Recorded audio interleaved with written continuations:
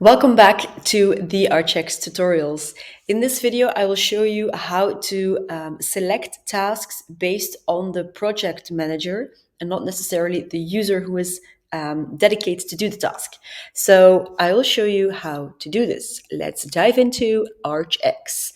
In the tasks dashboard, so if you are not here yet, in the menu on the left, you just click on tasks dashboard. You will see this is the standard layout of recent activity, my tasks, and the ones that have a deadline approaching or are already overdue, as you can see, because this demo has been going on for a while.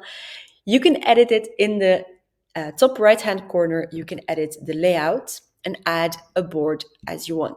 So if I just choose my tasks, because then I can edit what I wanted to show, I will open the settings, and instead of my tasks, I will add the tasks by manager, my coworker here, and then I choose the manager in the users, and when I save and then save the layout, you will see now that it is here, and it will list all the tasks that are connected to projects of which this colleague is the manager.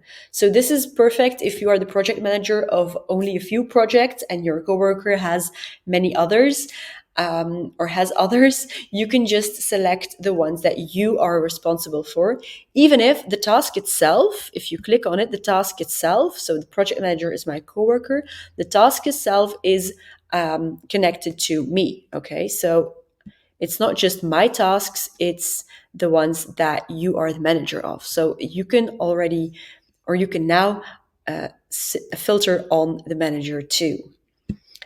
That's it. So just play around with this, how it improves your workflow, what you prefer. You want your own tasks on a separate board probably, but you might want to keep an overview of all the tasks that are connected to projects that you are managing. So play around with this, how it works for you. You can also, in the layout, switch the boards as any other Kanban board. So make it yours. That's it. Make it yours. And if you have any questions, feel free to reach out to support. We're happy to help. See you in the next video. Bye-bye.